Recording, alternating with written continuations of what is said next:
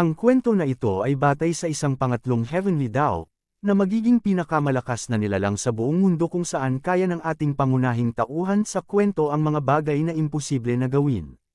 Kung paano itatama ng ating bida ang mga baluktot na pamamahala resulta ng mga naunang Tao bago dumating ang ating bida sa mundo na ito.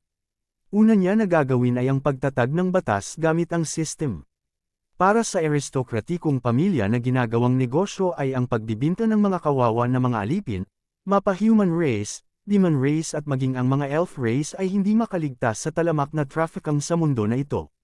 Malalaman natin kung ano ba mga panuntunan ang isinaad ng ating bida sa kanyang sistema, gayong kung ang isang nilalang ay may masamang layunin magkakaroon ka ng isang shadow, na siyang kakalaban sa iyo kung isa ka sa mga nagnenegosyo ng mga alipin. No exception sa batas na ito. Ang pagharap ng ating bida sa necromancer o undead.